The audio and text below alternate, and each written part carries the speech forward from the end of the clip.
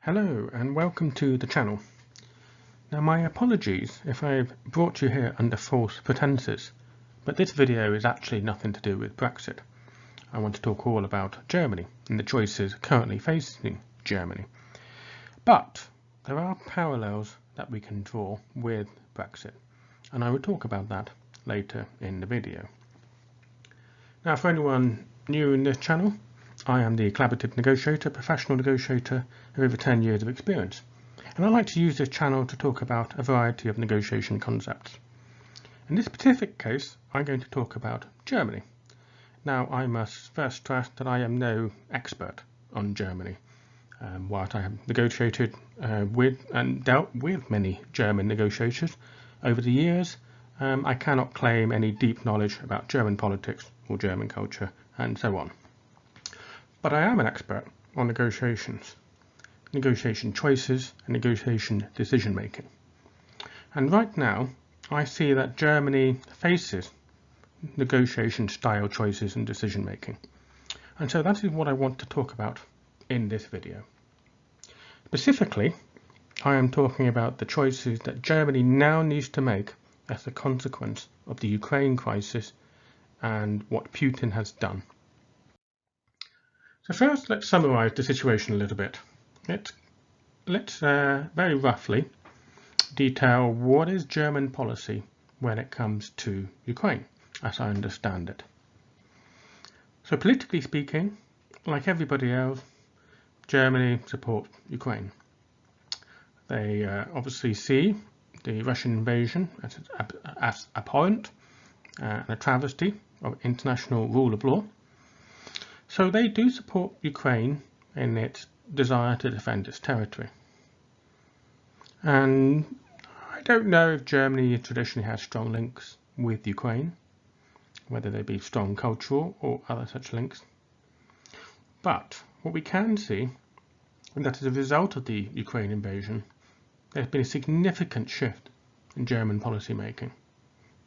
So it's not only about supporting Ukraine, it's about how Germany views itself when it comes to interacting with the world. So what I mean by that is that Germany has always been very reluctant to ever arm countries that were engaged in any kind of war. They saw themselves, as I understand it, to be just take the path of neutrality as much as possible, in that sense, whilst remaining aligned to Europe and Europe institutions and Europe's political consensus.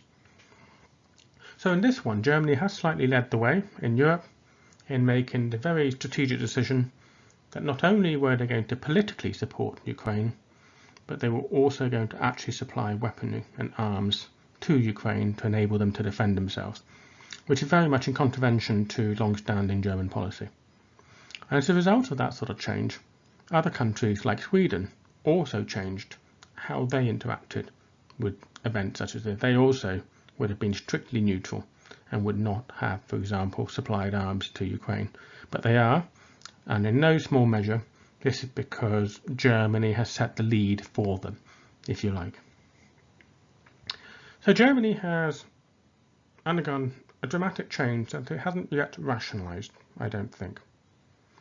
So we see the strange situation where Germany is supplying Stinger tanks, body armour, anti-tank guided missiles and so on to Ukraine, but reportedly Chancellor Scholz has blocked the transfer of Leopard 1 main battle tanks and infantry fighting vehicles to Ukraine. Now the reasons for this are not at the time of making this video reportedly clear, and I will come on to that in a bit. But the point I particularly wanted to make is that there are certain things Germany is not yet willing to do. So they're not yet willing to give high-end military equipment to Ukraine. They're not yet willing to completely cut Russia off when it comes to oil and gas, albeit they are imposing quite significant sanctions on Russia. And what is also interesting in the context of this sort of slight schizophrenic German policy that reportedly the German population is very strongly in favour of actually cutting oil and gas and actually cutting ties with Russia and imposing stricter sanctions. But the German government, led by Chancellor Schutz, is not in agreement. So we now have a divergence in German opinion, as I understand it. The government perhaps not quite willing to go as far as the general population wants it to do. And I think we want to explore that a little bit. So this has set the scene. So why is Schutz having this problem? Why has he been so reluctant? Well, one reason, which I've alluded to already, is that Germany is not comfortable with supplying German-made military equipment. They are comfortable with doing so for allies in Europe and very strong aligned allies, perhaps like Australia, New Zealand, those sorts of countries. But they are not so comfortable with going further afield. And that's a byproduct of World War II, no doubt. But that's put them in the uncomfortable spot that they now need to seriously consider that. Germany has undertaken to spend 100 billion euros on upgrading its military, which is something that would have been absolutely unthinkable a few months ago. And along with that comes, or has to come, an increasing need to work with a variety of allies and non-normal allies, of which Ukraine are most definitely one. So they haven't yet bridged that gap of deciding that that is what Germany helping other countries means. The US bridged that gap a long time ago, as did the UK, as did France, as possibly did Italy. Scandinavian countries perhaps not so much, and Germany most definitely not. So this is perhaps a cultural and traditional thought process for Germany that they need to overcome. That their more assertive military spending isn't just to rearm German military and strengthen their defences, but also to support allies as well. And they need to decide if those allies include countries such as Ukraine. Of course, there's other reasons why the German government is reluctant to act. The obvious one, that there will be a very significant cost of living increase as a result of cutting off oil and gas. And all the countries are feeling this on a whole variety of sectors, whether it's food, manufacturing, as well as actual, transport and heating. Everything is dependent upon oil and gas to one way or another.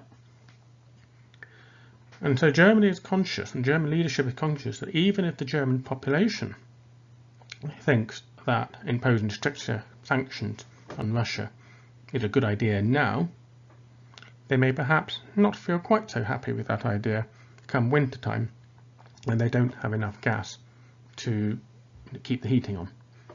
Maybe. I cannot speak for German sentiment in this regards, but we can only speculate that this perhaps is a concern of the German government. We also know there's going to be a massive economic impact to Germany. Now we talk about not enough power, not enough energy and so on to fuel Germany's massive industrial machinery, car manufacturing and so on. And whilst that is true, what we also have to recognise that even a short-term impact or the ability of Germany to export, to manufacture, could actually have longer-term consequences. Once you break a supply chain, it's not quite so easy to put it back together again. Now, as I understand it, the German Finance Ministry has done an assessment, an impact assessment, and what would be the consequences of Germany divesting itself from Russian oil and gas. And they have calculated, but this report is to be true, that could have a minus 3% impact on German GDP as a consequence of that. They couldn't get more oil and more gas from other sources, of course, but it won't be easy. And there will be some hard choices and some other issues that will arise as a consequence of that. And now this is an interesting figure, to 3% GDP. And the reason why it's interesting is because in the UK, the Office for Budget Responsibility has calculated that the impact of Brexit on the UK economy is going to be minus 4% of GDP. So instantly we can draw a bit of a parallel here. That the German decision to cut itself off from Russian oil and gas, whilst that may be a morally correct decision, it is a decision that will have potential far-reaching impact to their economy in the same way that Brexit is to the UK economy.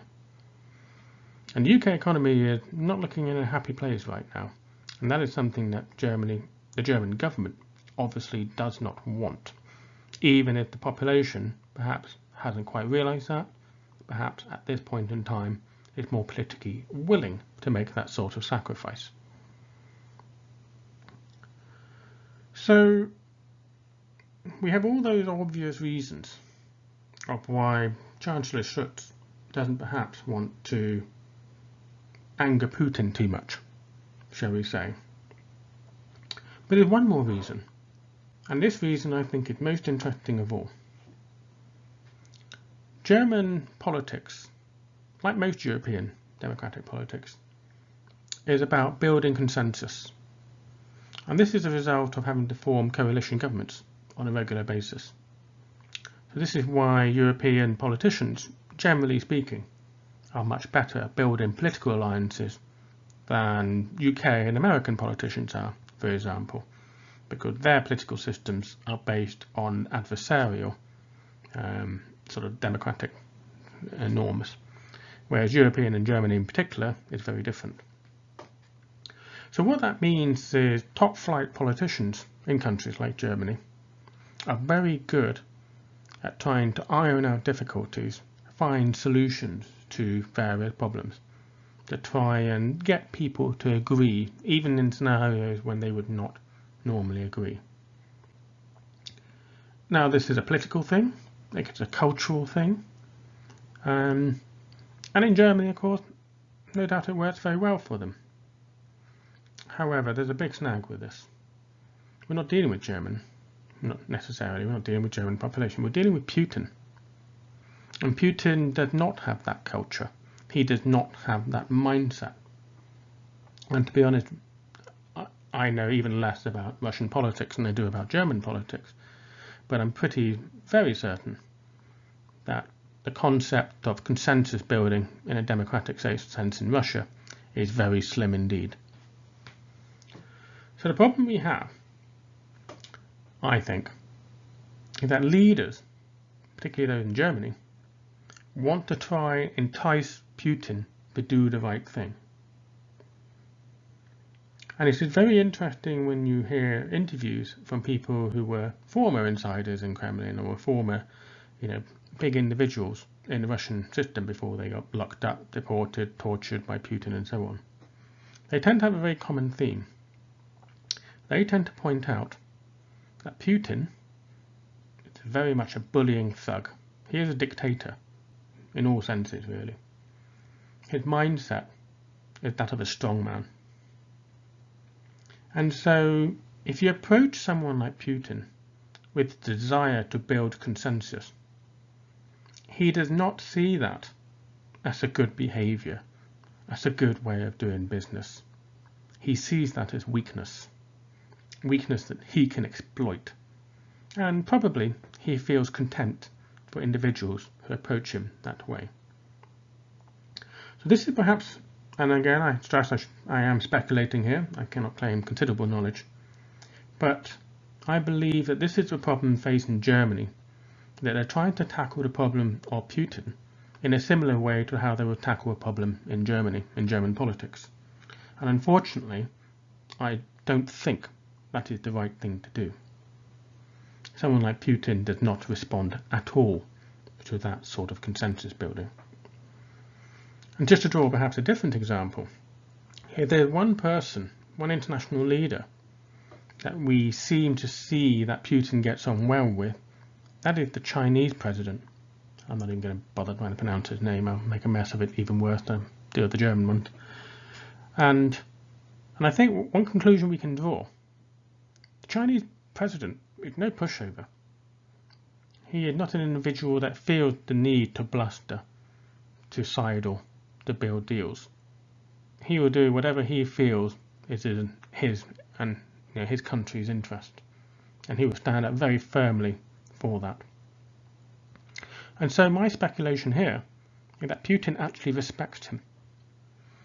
Maybe they have other things that they share, maybe they love Leninism, whatever. Maybe they share martial arts, music, who knows. But by the looks of it, the Chinese and the Russian president get on very well.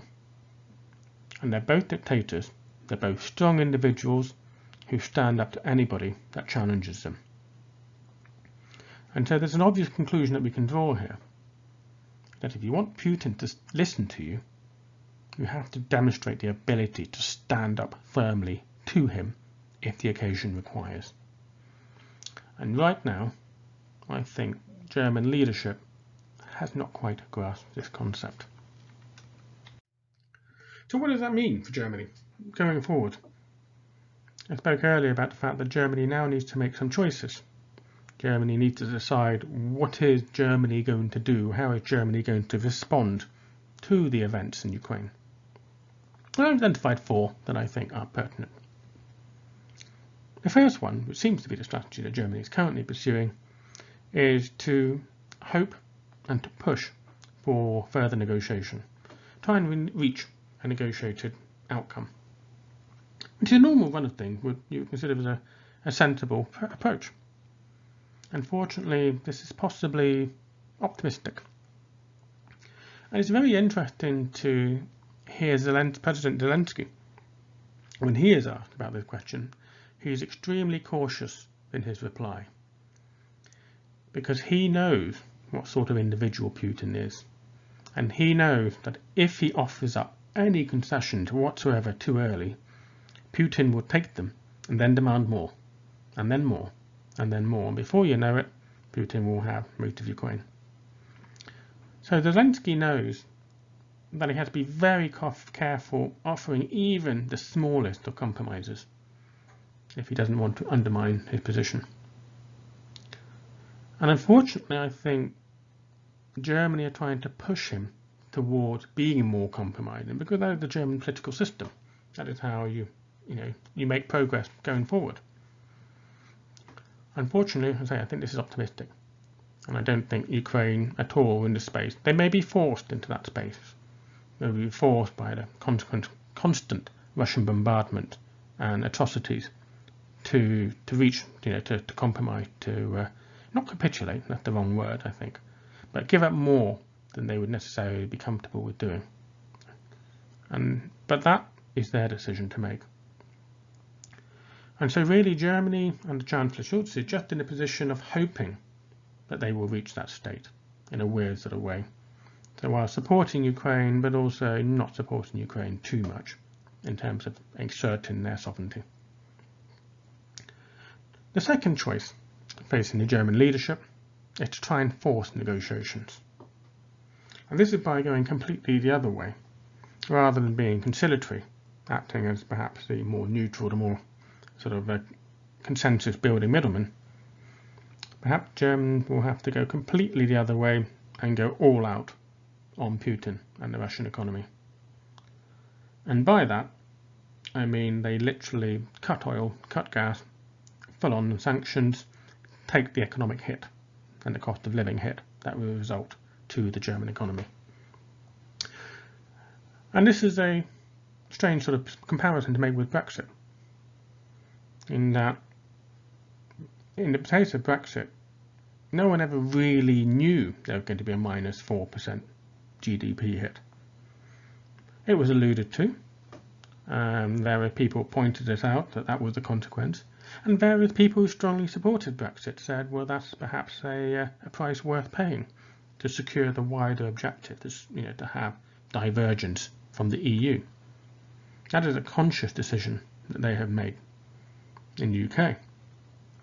In contrast, Germany has been forced into a similar sort of scenario, but not a decision it wants to make. It doesn't want to decide to diverge itself from Russian gas. But the consequence of doing so, it is keenly aware, will be that minus the 3%. But in some ways, that is the choice facing Schulz right now, in that the popular sentiment is quite high for him to do so. So if he is to do it, he ought to be able to do it at a time when he can sell that to the German population as, I am carrying out what you want me to do.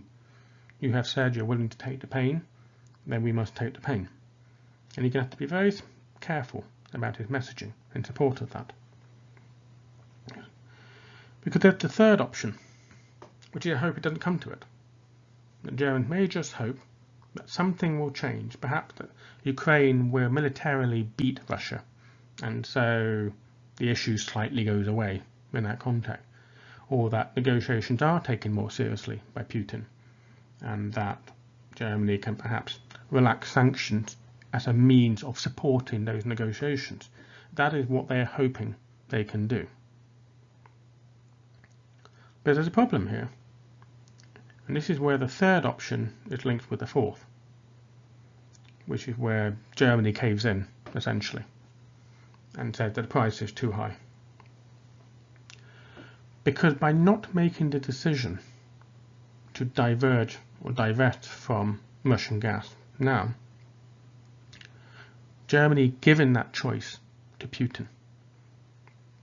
Putin can now decide if he wants the German economy to suffer, if he wants them to take the cost of living increase, their manufacturing to be impacted.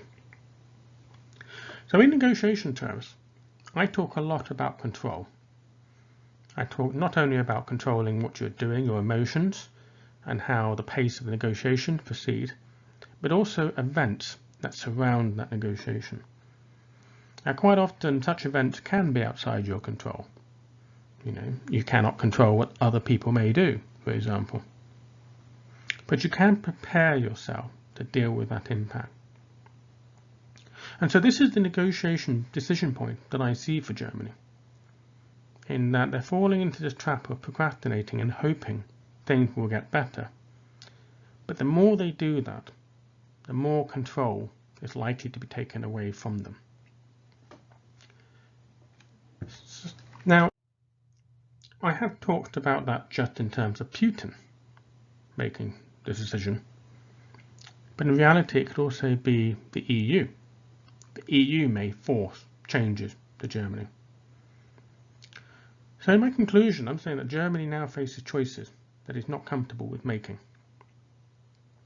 And Germany may find itself not only in a choice of having to diverge from its reliance on Russian gas, but also to diverge from European strategic goals. And it would be very interesting to see if President von der Leyen of the EU Commission finds herself in the position that she will have to represent the European strategic interest, which may be detrimental to the Germany's interest. And this is an interesting scenario because in the past, German interest and decision making dominated EU interest and decision making. But at this very point in time, Germany is at that crossroads where it as a nation had to decide in a similar way to the way the British people decided that they were going to diverge from the EU and take the pain, perhaps knowingly or unknowingly, that can be debated. But knowingly, Germany has to make that decision whether to take a very similar pain to diverge. And by the same token, they could end up diverging from what other countries in Europe want. And we are seeing other countries like Poland, for example, and other European states being far more assertive about what they think European decision making should be. A final thing I want to make on the German decision making is that going back to the military point. One of the things that is happening in Germany at the moment is that Germany does not like what is happening in Yemen and all the nations that have been attacking the Houthi rebels in Yemen, so particularly Saudi Arabia, UAE and Egypt, I believe. Now this is a very awkward timing for Germany's place in the world here, because Germany needs to cut itself from Russian gas at the exact same time it doesn't particularly want to be friendly to the other people who supply oil and gas. For example, Saudi Arabia. So this desire to punish those countries for what they're doing in Yemen can very much counteract their desire to not cause economic harm to themselves. So Germany is now in this strange place where they want to be a force for good. They want to force better behaviour in other nations, which is something that countries like the US have been in for a long time. And the US will use all sorts of levers in support of those policy objectives. They'll use economic levers. They'll use military aid as a means of controlling a country. And so that is another choice that Germany faces, is that it could choose to export more military arms in order to allow it to have more of a say in how that country uses them. But if Germany doesn't take control, in a way, for example, by supplying military arms, by building relationship even with those countries, then Germany is never going to be able to apply meaningful influence. And that is perhaps one of the dilemmas that they also face that have been brought out by the Ukraine conflict. And the final point I wish to make is that the German people should be under no illusions. It is very difficult to reach a compromise with Putin. His mindset is such that you're either subservient to him, on his side as an equal, or you're on the other side. And that's it. So if Germany don't want to upset Putin, they need to somehow demonstrate that they are on his side in some way. Anything else that they do, he will decide that they are not on his side. And he will make the decision on what he's going to do about that. For example, cutting off gas. So if Germany really wants to make its way in the world, wants to be perhaps that force for good, that's more of a British expression, I'm sure the Germans don't use it, then they need to decide, are they going to take a stand against Putin here? And are they going to fully support Ukraine? And they're going to be fully there behind Ukraine in the peace, as well as during this time of conflict. And in deciding to do that, and deciding perhaps to stand up to Putin, they will also have to recognise that there will be considerable consequences for them economically, but also in shifts of how they interact with other nation states, particularly in the military side of things, which will be an area in the past traditionally that they're not comfortable with. So that is my thesis for today in this video. I think it would be interesting to see what Germany does next. I fear they will procrastinate. I fear they will not want to be decisive. And I'm afraid this is a time when decisive action is most required, as unfortunately consensus building is not what is required. And this is an important concept in negotiation terms. Reaching a compromise, reaching a consensus in negotiations is nearly always good. But sometimes, and this is why I always stress, you have to understand what is your outcome, what is the goal you wish to achieve. Because sometimes to reach that goal, to reach that consensus, to reach that outcome, you cannot use consensus, you have to use decisiveness.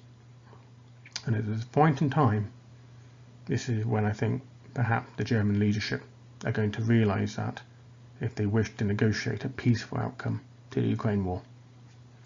So thank you very much for listening to this. I hope you found it interesting. I look forward to your comments below, and if people have any suggestions, please do put them in the comments, and please do like and subscribe to the channel.